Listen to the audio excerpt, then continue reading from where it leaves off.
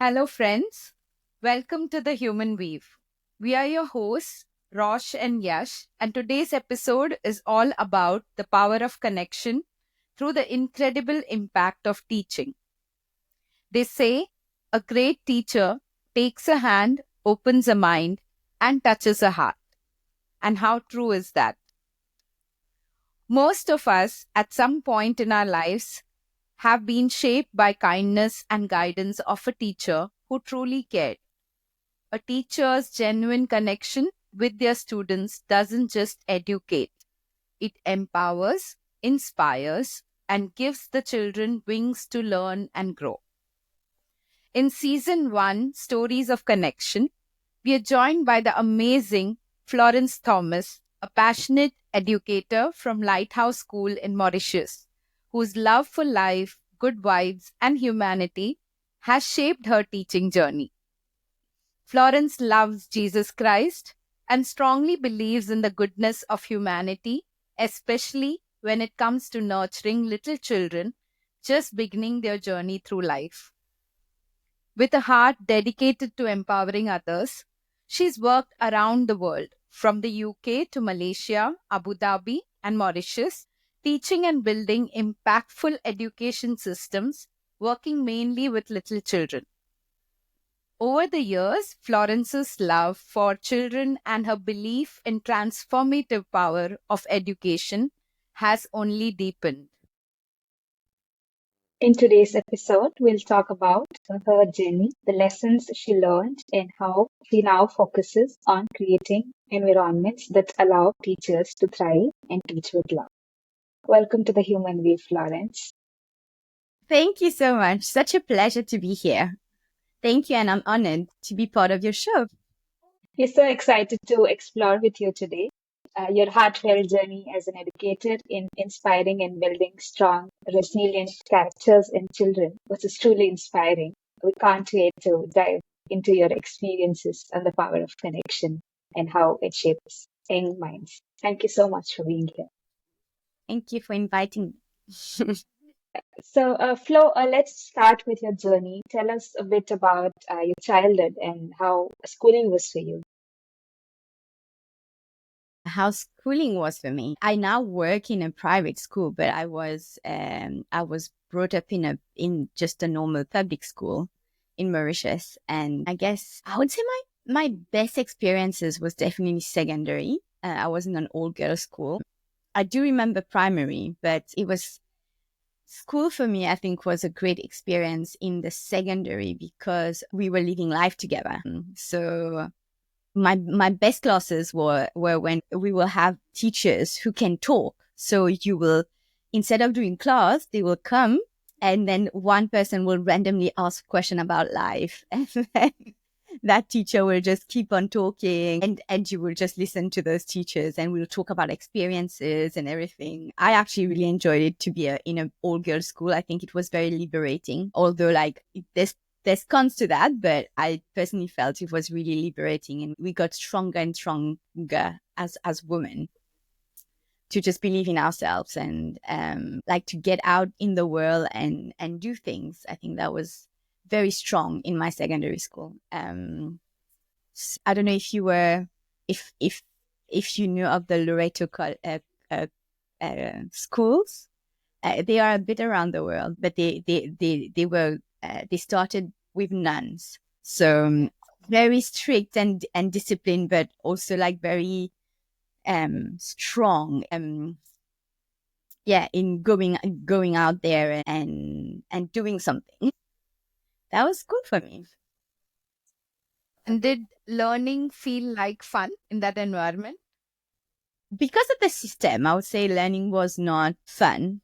I was in the generation where they were just doing traditional education. So there was no computers, like the computers were starting. So we had like ICT classes and then we will start on like PowerPoint and all that stuff. But it was not so much outside of the pen and paper. Even my primary, when I compare my primary to what I do now with kids, I mean, it's a huge difference. Like we we definitely don't do the education the same. I loved learning, and I think because I enjoyed it, I was good at it. So I think that was my prime motivation to just better myself. But it was not easy. I can understand why so many people in my generation just didn't like it and didn't go through the whole system. I think it was quite hard and not valuing the other intelligences that people might have. Yes, I enjoy learning because it was fun to be at school. It was fun to be with the people. But yeah, like I said, it was not the best way of teaching. But they did what they could at that point, and I really enjoyed it. I'm glad that I went through this, and that made me who I am today. Very often, I think when I hear people talking about our public schools, putting it down and stuff, I tend to say, but like that's what made me. And it's true that today I work in a private school, but it's what made us. Many of us actually went to public school, and we didn't end up being that bad. What comes to me when you are saying this is that, when you are good at academics and you have a natural interest or a knack for learning, uh, then the older system of education, which in some schools still persists, it was easier to like school. Because I do personally know people who have hated being at school, and they would say it's mainly because of the teachers, because the teachers valued children who did well and didn't know what to do with the children who struggled. Absolutely. You know what about I was talking about primary. One of the things that actually broke my heart, and I was so grade 6.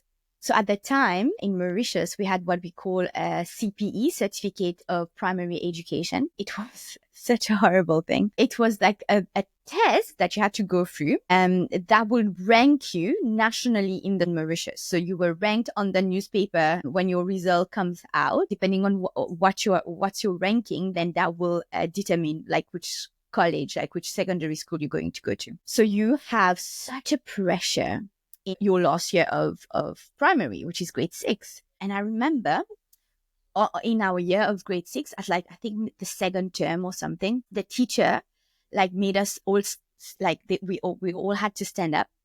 And then he placed people in different rows. Like he placed people in different places.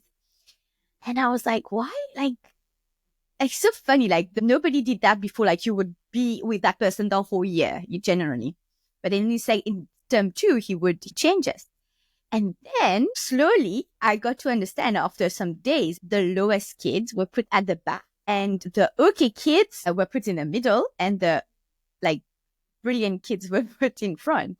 And that's because at some point, like they gave up on the lowest kids. It was at that point then, second term was you need to bring good results. So if you are too far behind and you're not even going to pass that exam, I'm not even going to work with you because at this point it's too late, which is true. It was, but it was so hard to just think, like, as a child, I felt it and I felt actually really bad to be put among the few first rows. And then I remember there was like this one girl that was, she was my best friend. Actually, she was very, very intelligent. So we knew she would like get a really good result. The teacher kept on calling her and giving her envelopes. And the envelopes were like extra work that she could do at home. And even this was like, oh, but why did she get that? And we don't get this, the attention. So definitely, I mean, it was a class of 40 kids. We're talking about 40 kids, one teacher. It was hard. Now being a teacher, I can tell it's like without support, especially with kids who are really behind, without support, it's hard. It's just like you felt it as a child. If your teacher doesn't believe in you, like, you just make it worse. I also had a similar experience with my 10th boards. They do this pre-preparatory exams that the school conducts before your board exams. we had like three sections which reshuffled and they combined based on the scores. So our scores were out of 625. So section A had people who were potentially capable to score above 600, and then B was somewhere average, and then C section was below average. I was put into above average, which is A section, which literally added me pressure. Though it was a good thing to feel that I'm in the top section, but it added a lot of pressure for me Mhm. to know that okay, they're expecting something really good out of it. Will I be able to cater to it? Mhm. I could relate with that when you were saying about the expectations on how they categorize. It's so stressful. Yeah, absolutely. It's like I don't even think it's the other side, right? I don't even think I even thought about it. All I was thinking about was I want to get this done. I want this year to finish because it was so much work, and the work was not even easy. It was so hard. That's true. So, slowly but steadily, I think worldwide, the education system itself is changing. It's becoming more child centric. It's not as competitive as it used to be. Even if it is there, I think reforms are slowly coming into place in different countries to make it more child centric. Mm. So, when you were yet to start your career, or even the early days of your career, what attribute did you see in yourself that made you feel this is what I could bring into teaching with my thoughts and personality? Oh, interesting question. So first, a bit of a story. I at first I didn't want to be a teacher. I've always like played, a kindergarten at home. Like that was the game I would play. So I know my parents have told me a few times, and I've always loved children. So my parents have told me a few times, especially little ones. Like I love little tiny humans. Like they told me a few times, what about being a preschool teacher? Like, is that something that you would be interested? At first I was. And then when I grew up into secondary school and I discovered lots of other things, I was like, oh, that's going to be a bit boring. I just thought you play with them all day and then you teach them things, but you would teach them like the basic things. And then you will talk to children the whole day. So it might not be interesting to do this every day. Like I remember saying like, I actually want like adult interactions, and so that led me to when I finished school, I actually didn't think about education at all. I was like exploring like entertainment. I was doing like event management and like all these things. That was like something I wanted to travel, and so like everything that could like help me to travel, I was trying to look into it. So I took a sabbatical year, but it didn't take me long actually to then go back to what my heart was really about, which was I think I've always had a heart for the vulnerable, the underprivileged, the children without voices, those that just don't have anyone speak for them. During my sabbatical, so I took a year. I did lots of things that that would come up, like accounting. I went to just did a lot of stuff, which I really enjoyed. It helped me to discover like what I really wanted to do. But one of these were I worked in an NGO and they were doing cultural classes after school. That's when I noticed that I was doing a class with around books, the books in Mauritius. So that was my class. And then I was with the grade 6 kids. And then I realized how so many of them, they don't actually know how to read. That really spoke to me. That was like the thing that was like, what? Like, how are they going to grade 7 without knowing what to read? Like, I already knew they were failing the system. Like I already knew they might even not make it to grade 7. So basically what I started doing was teaching them how to read, which I had no idea how to do, but I really enjoyed it. And that basically what like opened me to education, to back to education. Like I realized how education is so important. One of the things I wanted to do was to go to social work to help underprivileged. But then I realized, no, but the way to help to do this is through education. The best way to approach them, to love on them, to like be with them, to live with them. And that was my cue to say, no, that's definitely what you want to do.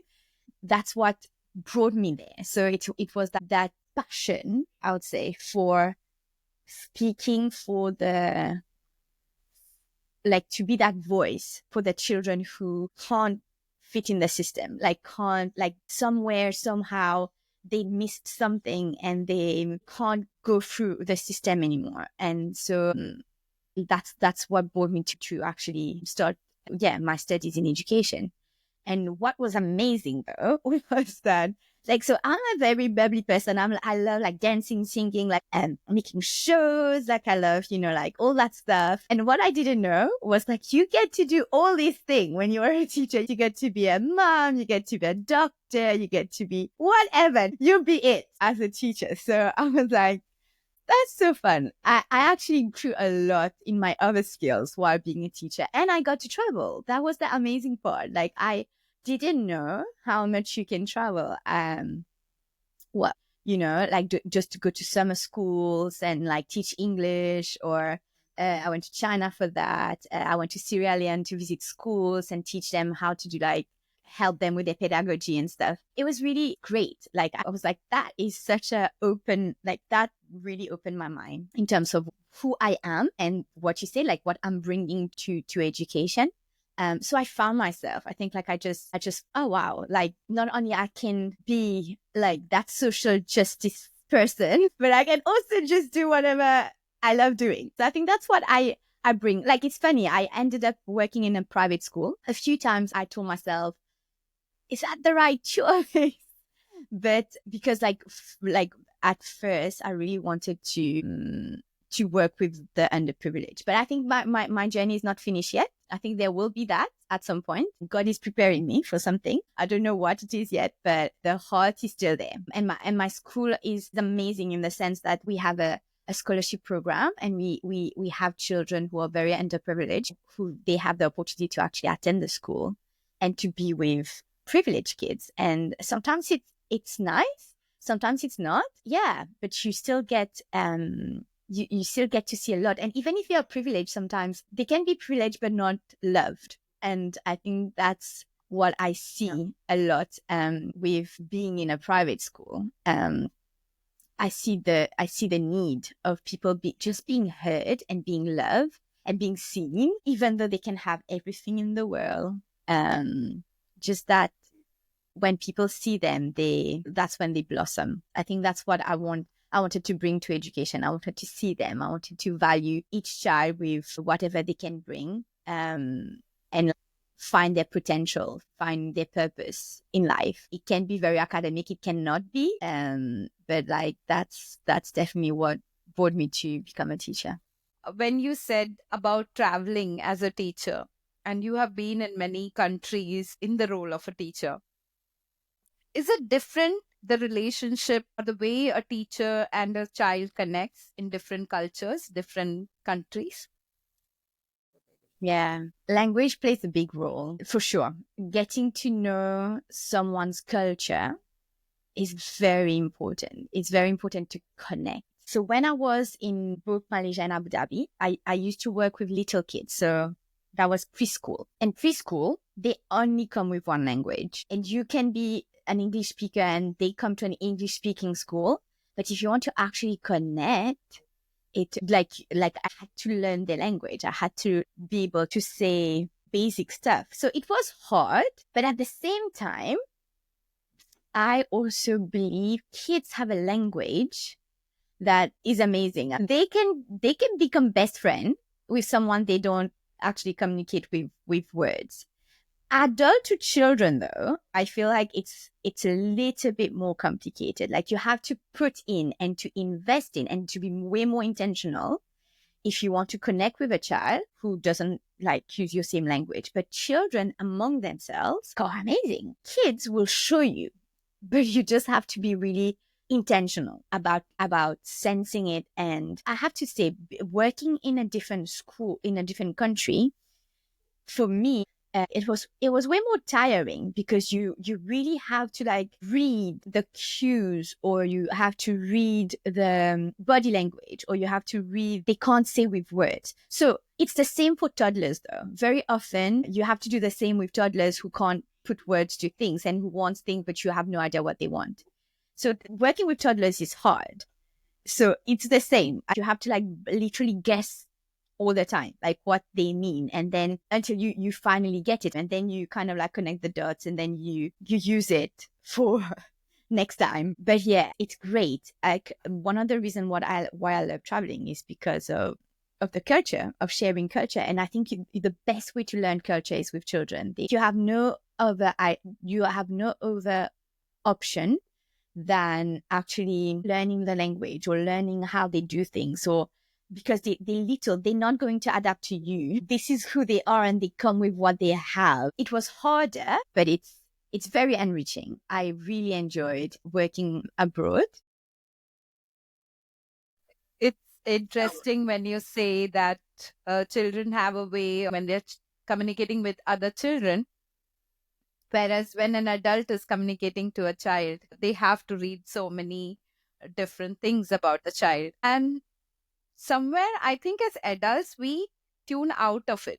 We stop reading the body language. We want the communication to be in words more. But the children have that power to draw your attention to other things. Like if they're suddenly being quiet or their expressions are changing, then you start noticing that.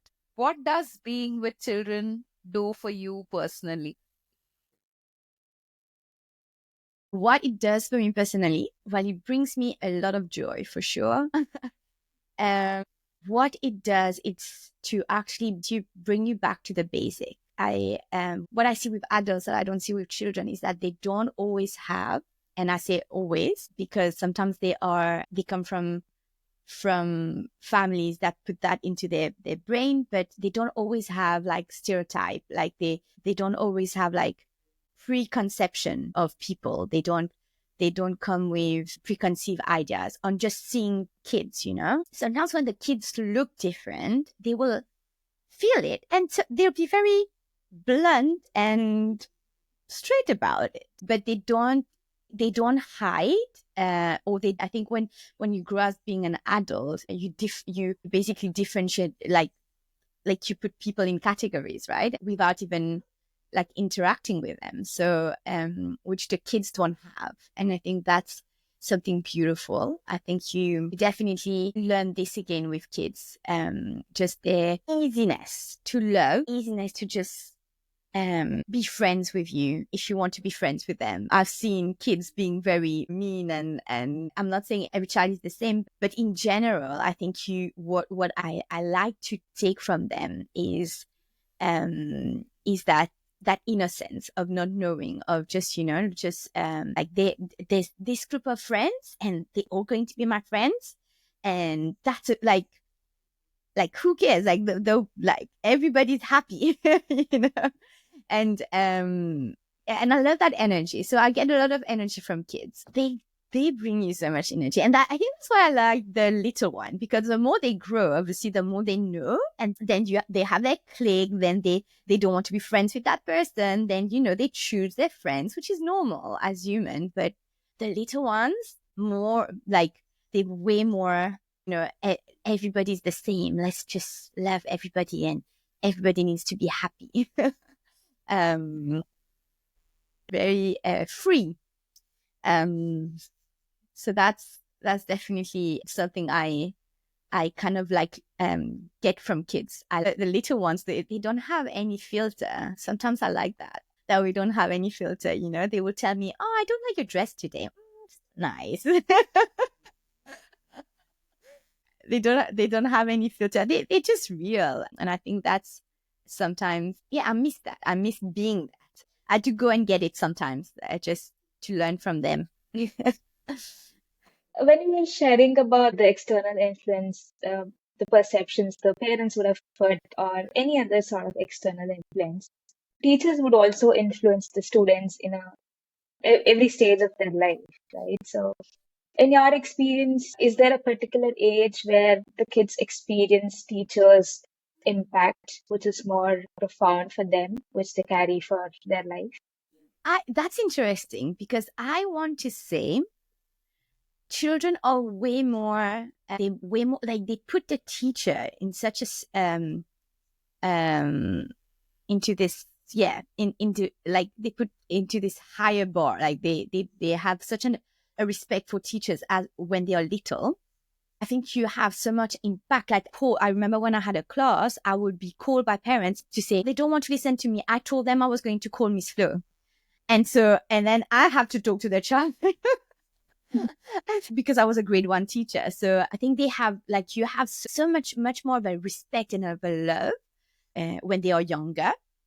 You can shape a lot when they are little because they're still growing and they're still malleable, like they're still absorbing so many things. So you can shape so much at this age. But they remember more as they grow. So they won't always remember what you did when you were little. I mean, it's a very dangerous place to be as well. It's a lot of responsibility. The children make you feel like, whatever comes from your mouth is golden rule. Like it's gospel truth.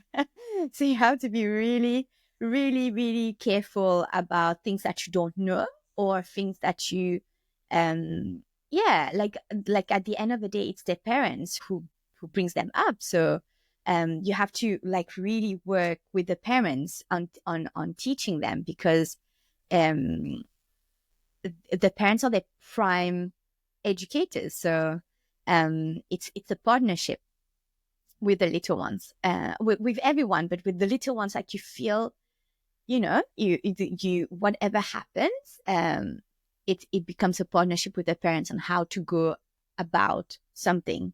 It's a very interesting thing because like very often when I see the kids leaving school, going to secondary school and being like bright and like nice kids, and and I remember them in grade 1. I'm like, you were such a hard work. We do the hard job as primary teacher. I mean, like it can be both ways. Sometimes it turn the other way as well in secondary. But like in terms of manners, in terms of like tantrum, like they won't get tantrums. Like very rare. They got tantrums in secondary school, but in primary, you deal with tantrums every day.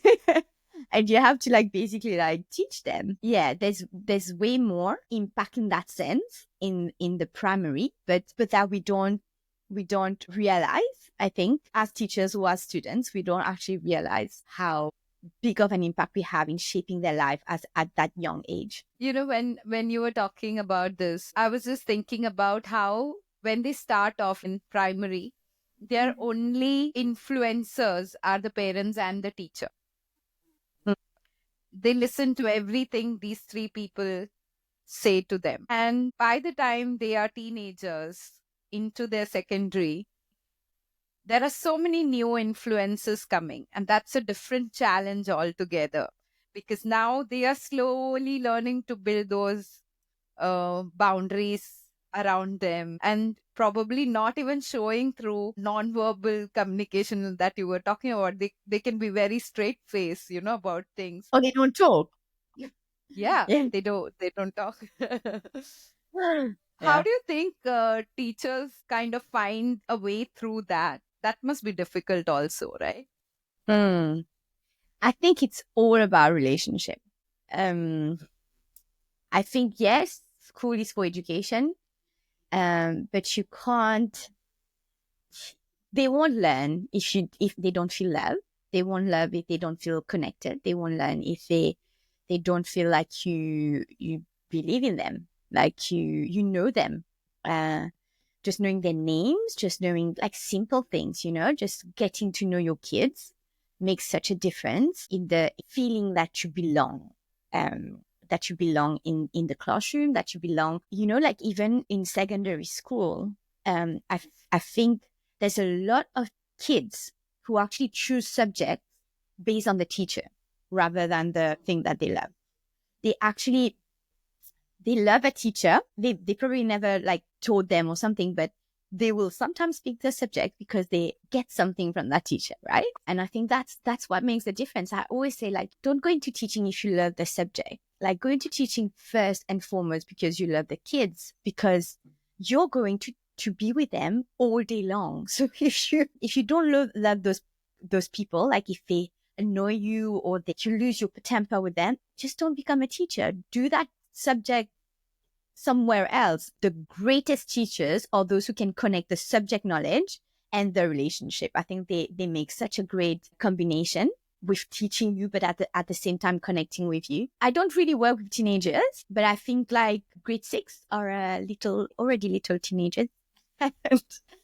and like, for example, for me, camp is a great way of connecting with them, because then I spend a week with them, and that's when you connect, that's when you get to really know the person, and they're starting to discover themselves. So it's actually interesting. Like, we have really interesting conversation at this age, because they're trying to figure out who they are and who they're supposed to be. And it's a big transition from going from primary to secondary, from being like the oldest to the youngest. The minute you connect with them, the minute you like I said, you make them feel that they are seen and that you know them.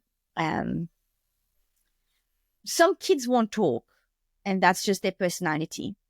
But others, if you give them the space and you acknowledge them, they actually can talk. They can open up. So I think that relationship is definitely the key for me, as a teacher. Flo, when you were saying about teacher and kids relationship, when somebody decides that they want to become a teacher, what values and qualities do you think that can help them to connect with the child? Patience, a lot of patience. You don't realize it as a teacher, though. Like, you become so automatic sometimes. Like, I need people outside sometimes to tell me, "Oh, you're so patient." Like, when I'm doing something, sometimes I don't think I'm patient, but I think you develop this as well. But it's a very good skill to have. The basic needs to be the love for the kids. So either if you work with teenagers, it has to be love for teenagers. If you work with primary, it has to be love for primary. These are completely different. Primary teachers very often cannot work with teenagers, and secondary teachers, like, they look at us and they're like, "You guys are crazy. How do you do this?" So, and we look at them and we say the same, huh? We're like, "I can't deal with attitude." Thank God it doesn't happen in primary. But yeah, I think it starts there. It's love definitely starts there. Love for the people, love for the subject. I think if you go as a teacher just because of the holidays you get, you're going to fail yourself and you're going to fail your kids. So many teachers went to the profession because it was easy, and then they don't put their heart to it, and that's why they think it's easy. And so they come and they just deliver, and that's not teaching. So I think if you don't love what you're doing, because it's a hard job, and you don't invest yourself fully, you have a big responsibility. So you have to understand that and take responsibilities, take ownership of those lives that are in your hands. And I think that's it's so honorable, but it's so precious. It's so scary. Yeah, it's such a big thing that I think, like, every teacher needs to realize that whenever they go in the profession, it's not an easy profession. It's a very rewarding profession, but it's not an easy one. And it's a profession you have to give your all to it. I think one of the reasons why we have and we need holidays is because you are all in. You see faces constantly. You hear your name all day long. Like, you hear for them every minute, every second. We live in a world where we don't know everything anymore. Yeah. So this to make space to listen to the kids is very important, either on a personal level or on a knowledge level, because they come in with so many knowledge. In a way, they have the world is open to them, so you learn a lot from them. So a listening ears is definitely important. Of course, you have to deliver because you have a curriculum to do, but making time for listening is crucial. So that I would say that would be my key qualities. And this is so important to connect to the child. And especially the last point I wanted to add to it, that when you said having that quality to listen and accept that you don't know everything, which is sometimes expected out of a teacher. As a parent, also, I have felt that. Like, I remember my son, he is a voracious reader, and he also reads a lot of nonfiction. And sometimes he would say this, some fact he's read or some history piece, and he would say, "You don't know about this? Everybody knows about this." And I have no idea about what he's talking. And then Yeah. I knew that when he was younger, he would find that very weird that I don't know this. Like, as if as a parent, I'm supposed to know everything. And he is just a kid. He already knows it, you know? And I'm sure that pressure is always there on a teacher, right? That a teacher is supposed to know everything. Oh yeah, for sure. But we teach them a lot, like about growth mindset as well. That sometimes you don't know things yet, and the teachers are the same, and that sometimes we'll make mistakes. And that's why I said sometimes you have to be really careful about what you say, because facts change all the time. New discoveries are made. So think you know something, and then it has changed, and then they come and they say, then you lose credibility in a way. So very often I'm just honest. If I don't know, then I don't know. Then let's go find out together. You rather just say you don't know, especially in this day of age. Very often you find yourself not knowing everything. Best examples we can quote is Pluto was a planet when we were young, and Pluto's no more a planet in today's world.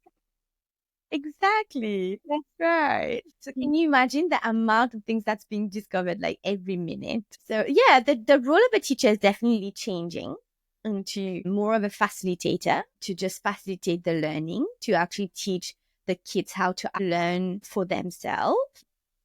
Yeah. So when we are talking about relationships, it's also important to kind of stand up for the kids sometime. Have you had an experience where you had to advocate for a student who wasn't being seen or heard? And what was it take for you? Yeah, it was actually my worst experience as a teacher, to be honest. It was a grade 1 kid who basically found it funny to escape the classroom. So we'll always find him though, and we'll get him back into the classroom. However, he was fast as well. He was really fast. So we were even thinking of like putting baby doors in the classroom, which I was not a big fan of. But that child ended up going on the street. We have a little shop next to our school, and he thought it was a great idea to go to the shop. Like he already had a few warnings because he was like just like running away from classroom. And so basically that went straight into the principal ears, of course, because that was a very big disciplinary issue. The only thing though is I didn't know the consequence was for him to be suspended for a few days. So I thought it was okay. It was a suspension for like 1 or 2 days just to make him, he's grade 1, so he's still learning. And I remember him telling to me, like not really understanding. He told me, but I walked on the pavement. I was safe. And I had to like talk to him and say, no, you don't understand that you're not allowed to get to first go out of the classroom without telling me, and second, like you were outside of the school, and that's not acceptable. So the consequence was for him to be suspended. So I thought it was going to be a suspension for like 1 or 2 days. We were close to the end of the term. The news was like, no, he's going to be suspended until the end of the term, which was maybe 2 to 3 weeks. And I was like, wow, that's long. Like he's a grade 1 child. He was pushing boundaries. He was testing boundaries. And like for me, 2 days suspension would have been enough. But yeah, that was really hard. So I remember like being quiet. At some point, it was out of my hand. I couldn't do anything. So I had to let it go. And so when we arrived in term 3, I still didn't know what was going to happen with that child. And I remember the principal at the time asked me, so how was your holiday? I was like, it was horrible because I kept on thinking about this child. Like, I don't know what you guys are going to do with him. And I like, it's horrible as a teacher to not be able to, like, to have a part to say. I didn't have any part to say in the actual consequence. I didn't think it was correct. He's a grade 1 child. He just had to be trained and he has to learn, but 2 weeks is a bit too much. I just don't think it's fair. And yeah, eventually he came back to school, but it was long. It was just a long suspension for something, he didn't beat anyone. What he did was big and he had to learn not to do it. Totally agree with this. Just, I didn't think that was the right way because he didn't want to be in the class at that point. So, and it actually was on my mind the whole time. I really felt bad. There was one child that same year, he was already repeating grade 1 and we could see there were quite a lot of disabilities there. The parents, they were not recognizing that there was, it looked like more than just learning disabilities. It was more severe, but our school being a mainstream school, we didn't, like at the time, had the support and we didn't think the school would be the best place for him. So we tried to work with the parents, but then it came to a point where we had to be honest and say we can't carry on anymore. Like, the school is just not the best school for him and it's not the best for the child. And I felt such a failure. I mean, like, it's the worst. And so, like, I already didn't have a good year that year because that child had to leave. And I loved him, of course. You want to believe you can, but it's also good as a teacher to realize you have limitations and that sometimes you have to let go of things so that other people with better skills like take over, we want to help everybody. And I see this now being in an administration, and a lot of the time when I'm also the well-being leader, and a lot of the time, like, we have to have like hard conversation with parents. You see the teachers they're so willing. They want to see, like, they're so willing to give up like their time, their breaks, to just help that child. But at some point, like, the hardest is to convince the teacher sometimes that, okay, now you've done everything you could. Now but it's still not the right place for that child. And that child needs to find a place that's just better for them. And I think that's hard. That's like, you definitely, like, that's honestly what God put on my heart, the underprivileged. So I always have a soft heart for them. So when they can't do, there's things that as a private school, you're required to like pay extra to do or something. So to just always fight for making sure those kids don't feel different. It's hard sometimes. I mean, kids are kids and they know, just like we were saying before, like we noticed when we were put into class A, like when we are put at the back, kids know, like you can't hide. They know and they feel it. So definitely can't hide from it. And so you want to protect kids as much as possible. Life is life, and they need to understand, they need to live the reality of life. And but you have to like support them through it. So even the underprivileged in our school, when they go through stuff, when they can't afford it, your soft heart as a teacher would say, oh, I paid for them. But actually, it's good for them also to learn that, okay, some things I can try to get, some things I just can't. And that's okay. I'm just different, and I'll do what I can with what I have. So it's just also to walk with them through real life, I mean, what better place than a school to actually learn this, in a safe place. I'm not a believer of giving everything to kids. I'm not a believer of when it's not fair to just make it fair all the time as well. Like sometimes I think accepting that it's not fair and just like living with it, accepting the truth and living with it is so much more powerful than just trying to hide it from kids, that they are different. Let's make you all equal, because that's not true in real life. What was the most crucial change for you when you got promoted from being a teacher to a curriculum and well-being leader? Definitely, again, I love challenges. So I went through it knowing it was going to be different. It was hard. It was tough because I think especially grade one, you're like their mom. Like they run to you for any little things. And I think the hardest part was when kids will not run to me for when they need a cuddle or when they need to feel safe. They will not automatically run to me. Like the teacher will be the person, which is normal, which you want to see, really. But that was hard. That was hard to not have a class, to not have my own, you know? Yeah, to not have your own kids, I guess. So yeah, that was a big shift for me. And it took me some time, though. I have to say it was not the easiest shift. So it took me some time to actually accept that it was a change for the best. And then change was like, now kids are not my priority, although I love them and I love spending time with them. They're not my priority. The teachers are, because the better we can, like, the more we can structure and support the teachers, the more they can then do their job and they can have time to spend with kids. They can have time to dig deeper into the curriculum. They can make kids progress. So then the focus changed. But it took a year, huh? It was not that easy, just because a teaching job is so much different from being an administrator. So yeah. So now the shift has definitely taken place.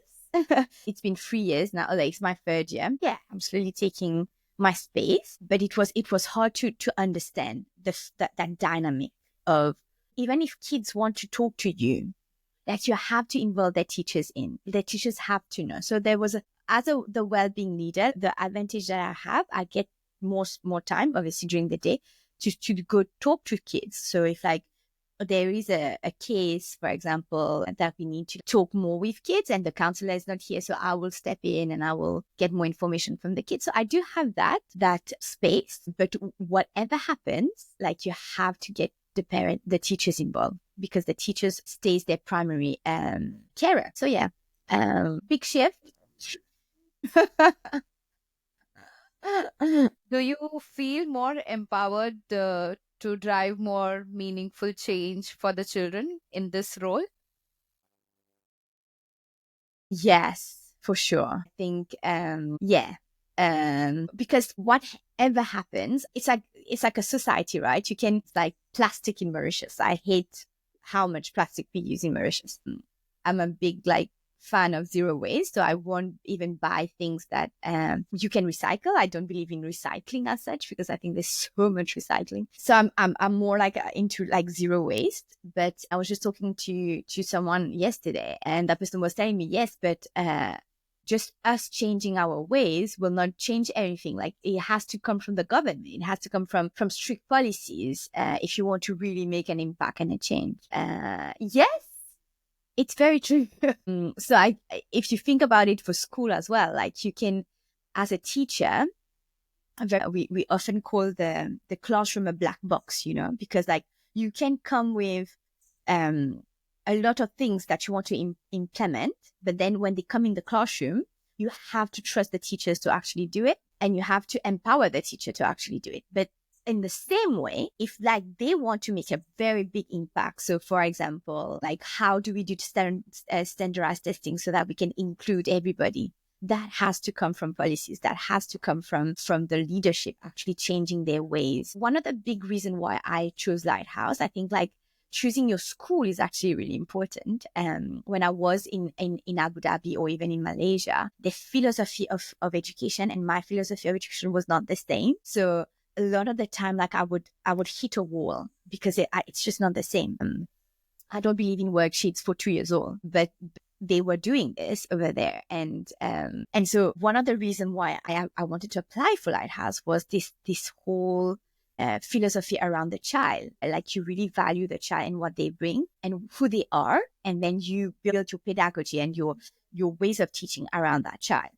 So, and that freedom, there was quite a lot of freedom at school to actually explore and bring new ideas, bring new teaching strategies. So that kind of connected with me very well. The mission was really resonating with my mission and my vision in education, finding kids' potential that can be academic, but it also can be not academic at all, and being there to actually help kids find that. So the alignment of the vision is something that's very important. I think so. It's not always doable. At the end of the day, it's a job. You need a job. You need to teach. You need a living. But I say, if you can find a school that aligns with your values and with your vision and mission, you've got the jackpot. It makes such a difference to wake up every morning and to go to work, because you feel like you're doing something. You then feel like you're contributing somewhere, because that just aligns with who you are, and you connect way more easily. And that's probably true today in every job.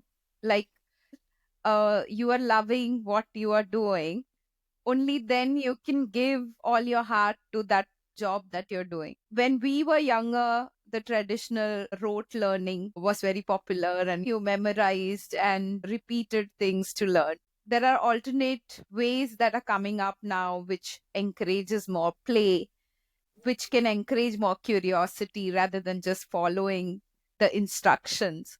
There is more creativity, there is a deeper understanding. And in your experience, does that help for the teachers to connect better with the children?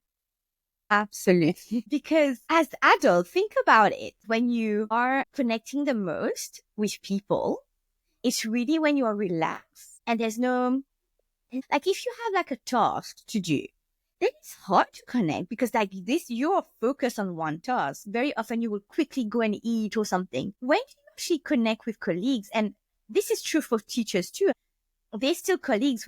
When we are at work, we're very focused. Like, we're very like task driven, like focused. But the only way we can connect is between socials, when we are relaxed and we're doing something fun and there's no expectation. That's when you're going to connect with your colleagues. And I think, like, if you put environment, when you make it around play, which is the language of kids, like, this is the language of human. Actually, we tend to forget it as adults, but it's the language of human.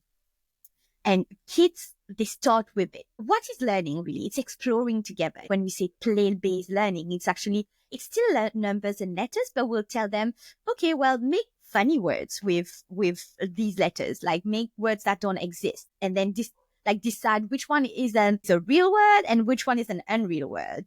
They are learning how to blend and how to read, but then they're also learning like how to differentiate between what's real and what's not real. They're learning new vocabulary, and I think adults are the same. They also love to explore, but the atmosphere is crucial. So the minute you don't put that pressure of like, okay, we're going to sit down and finish this worksheet, then kids already like they free. And then what I've discovered, so I'll be very honest there. As much as we want to be play-based, there becomes a point when they are growing, it becomes difficult, because it becomes like the writing, for example, becomes more important. So you have to sit down and write. But then your writing can be also creative, but then you do need to sit down and write. I think you can still make it so much playful with project-based, like, with more real things. So you still have that sense of exploring. And so as much as like we want it to happen even in the older classes, there's a sad reality where it becomes less and less as you grow. But if you go to a reception class again, where it's very free flow, you have, like, in a classroom, 80% of it is child-led. You're just playing with kids, just making time for them, just spending some time with them is such a big way of connecting. So you're actually talking their language with play. And you don't have to use actual language to do this. So that's when the language becomes obsolete in a way. If you're teaching them English, you will want to include as much, but you don't have to when you're playing, because you connect so easily just with having fun. We're sharing about the connection. How important is teachers' well-being in child's learning and connecting process? Very important. Unfortunately, we don't value this enough, but I think it's very crucial that teachers realize how they cannot give what they don't have. if you're not taking care of yourself, chances are you won't be able to take care of the child in front of you. And I mean, taking care of ourselves, personally for me, has become very real in the last few years. I didn't think of it as much, and I didn't realize how much I was not taking care of myself. But then I think you realize how much you can't give if you don't have. So you really need to fill that cup inside of you so that you can give to others. And like I said before, the teaching job is such a demanding job. You're constantly connecting, and connecting is tiring. Like it's rewarding, it's nice, but it takes a lot of your energy. And so you need to find things that fills up that energy. I'm always amazed with teachers who are mum as well, and they have a group of 24 kids the whole day, and then they go home and they have to care for their kids. Oh, it doesn't stop. Where do they actually I mean, it's easy to say as a single person, you have to take time for yourself. But as a mom, I realize, I know it's hard. But even though it's hard, I think it's important for your kids at school and your own kids that, that you take time for yourself. Just refill that cup. I think that's really important. I started last year actually really digging into this, realizing that the kids' well-being starts with teachers first. Like, you have to make sure your teachers are well. Like I said, they're working like this black box. You come with all your policies, you come with all your structures, but the teachers is their prime source of care at school. So if the teacher is not well, the teacher won't sense that the kids are not well, and the kids feel it, then the atmosphere becomes stressful. So taking care of kids in your classrooms definitely starts with you. Very, very crucial. And I think we have to train and teach teachers more and more about this. I don't think they realize. I've learned it because I've lived it. I think like teachers burnout is such a real thing. Like, if you look at statistics, because they just don't know where to stop. And the system, in a way, is not helping them at all. The administrators, the leaders, the policy makers, the Ministry of Education are not helping when they're adding work to them. They need to be protected. It's, when I talk about teachers' well-being, it's the school protecting the teacher, and it's the teachers protecting themselves as well. So again, like you were talking about, as my role as a leader, I think that is something I also really promote. One of the story I can share is like one of the teachers this year. We have a lot of expats. So she's an expat. She came with a family. They moved in the last week of December, and the first week of January, we're back at school. We're starting. And so it's overwhelming. It's a new school. It's a new country. It's new culture. Everything is new. She's the teacher, and her husband also is a teacher. So they both are like fully involved at school because they have to learn all these new things. Meanwhile, there are 3 kids who are starting into a new school, and they did not get their parents' support. So one of the child like broke down the first week because she hated her first week.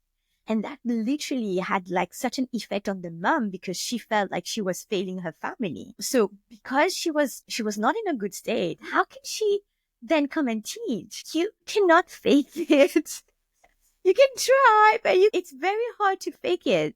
So at some point we told her, I think you need to take some days off just to find yourself, to find yourself in this country, to find yourself with your family, to be a mom, first of all, because that's your primary job. You need to be a mom to your kids. Then you start afresh. We're here to support you, but then you need to feel better so that you can be doing your job. Yeah. And like you said, it's such a responsible job. There is teaching the intellectual stuff, there is emotions, the children are going through their own things. And, there are so many things a teacher is actually giving to a child, or so many children, in fact, in their class, that it's so important that they are well taken care of, and they give that importance to themselves to fill that cup of theirs. An important part of it is also how there is that perk of being a teacher also, that you get your students start loving you so much. That can be quite a thing that teachers get from the job, right? Do you personally remember any conversation, a moment, or a note from one of your students that has stuck with you over time? Yes, I think the notes that like really definitely stick with me are the notes they write after they leave my classroom.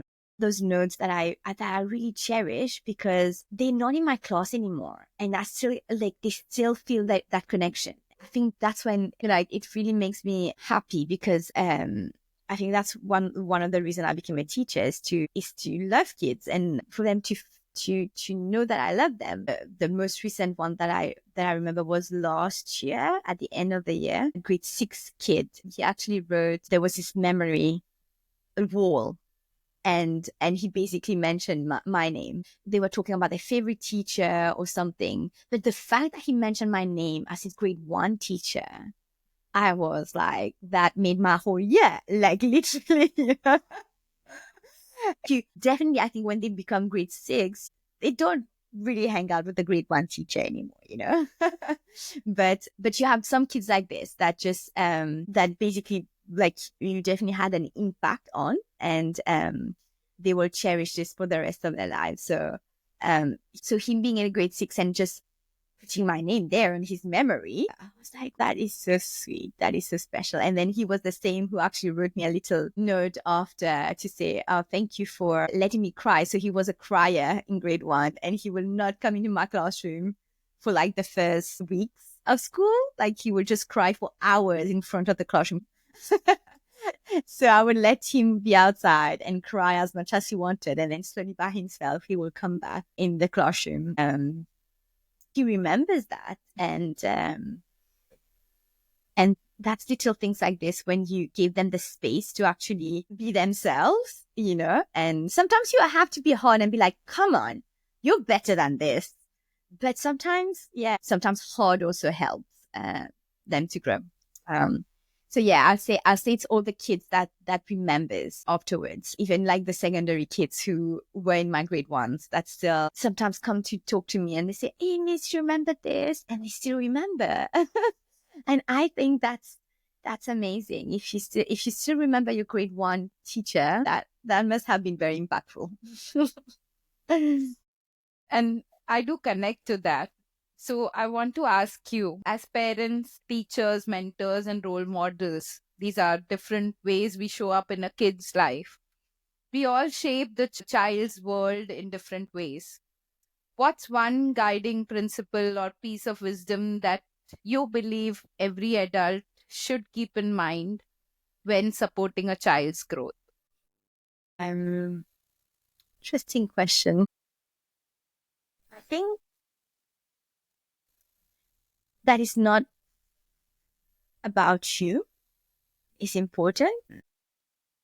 Yeah, very often we come with an agenda. We come with something that we want to teach, that we want to get through as a mentor, as a teacher, as a parent. We come with influence. We want to class to be the best. We want our kids to be the best. We want like that child to succeed. But at the end of the day, it's not about us. It's not about us teachers. It's not about us parents. It's not about us mentors. I think you know that as a parent, like you bring children on earth not for you, not for yourselves. You bring like at some point they will leave their house and be their own. So you're there to walk with them through life. I think as a teacher, mentor, or parents, it's to understand that you're just walking with them, that they at the end of the day they will make their own choice, and your choice cannot direct their choices. Like they need to make their own choice, they need to make their own mistakes, they need to learn through trying, through experimenting, through playing, and that it's not about you. It's not about very often as a parent, I would guess you want to protect your child because you're scared of them failing. You're scared of them hurting themselves. You're scared of them experiencing pain. It's not about you. Children needs to experience pain. Children needs to experience this. Same for teachers. You come again, you come with a beautiful lesson plan. You want them to complete your curriculum. You want them to go through the curriculum the whole year, right? So what you come and you teach. And then at the end of the year, you realize 3/4 of the things they didn't get because it's not about you. It's about them getting this from you. So you have to connect with them. You have to know their need. You have to know where they're coming from, where they are at, so that you can bring them to the next level, to where you want them to be. Are they going to finish the whole curriculum the whole year? Some will get it, some won't. But then again, it's not about you being a bad teacher. It's about, have you made that child grow? Have you given up on that child? If that child did not grow at all, then there's a problem. But if that child grew, but it's still not at the level that that child still grew, then you're winning. you're doing great.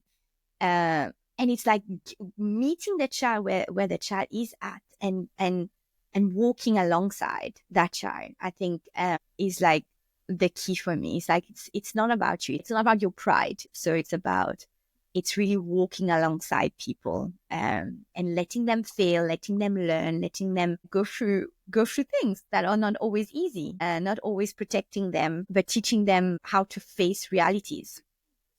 I think that would be my key principle as a teacher, mentor, and eventually a parent. Yeah. I think we've been protecting kids too much, our generation, in a way. When you put them in the real world, then that's when you realize you didn't give them the values that they needed to survive. And so it's important that they learn by themselves, for themselves. And that's sometimes you just brace yourself that it's okay. If failure should not be, it's not the end, it's actually the beginning, to just embrace it. And I think that's crucial to teach at school as well, that you learn so much through failure. And if you don't fail, then you're not actually learning. So you need to embrace it. Yeah. Thank you, Florence, for such an honest, visionary, and heartwarming conversation. It's been truly enriching to explore the power of education, importance of connection between teachers and kids, and the role of teachers shaping young minds. We are certain that this conversation will inspire many listeners and reflect on the impact they have experienced from their teachers, and importance of teaching with love. Friends, if you've been listening to this episode, we hope it sparked new thoughts about the role of learning, play, and meaningful connection between a teacher and a student. Remember that education isn't just about knowledge. It's about shaping character, building confidence, and nurturing a love for learning. As you reflect, you may appreciate the teachers who have influenced your journey, and consider how you can uplift and inspire others too. Here are some reflective questions to help deepen your thoughts on the power of connection in teaching. Whether you are mentoring, leading, or simply interacting with those around you, these questions will guide you in exploring the art of influence, inspiration, and fostering genuine growth. Let's first look at how the connections you have experienced with teachers or mentors shaped your life. How can you apply those lessons in your own life or work today? In what ways can you contribute to creating a positive, nurturing environment for the people you interact with, whether in education, work, or your personal life? I would like you to also think about a time when someone believed in you and helped you grow. How can you pay that forward to someone who may be struggling today? We hope these reflective questions help you connect, reflect, and grow on your own journey. A heartfelt thank you, Florence, for this enlightening and inspiring conversation. It has been an absolute delight to learn from your experiences and wisdom, and to reflect on the transformative power of connection in teaching. We are truly grateful for your time, insights, and incredible impact you continue to make in the lives of so many. It was such a pleasure. It was so delightful for me. And I'm just honored to be conversing with you. It was so fun. Thank you. Next week, we are thrilled to return with a very soulful episode featuring Stefano Baroni, a musician whose work can stir deep emotions and create powerful connections. We promise you it will be an exciting one where we'll explore the power of music that transcends and connects beyond any barriers. Until then, don't forget to tune in to the Human Wave. Goodbye from your hosts, Yash and Rosh. Stay connected and stay curious.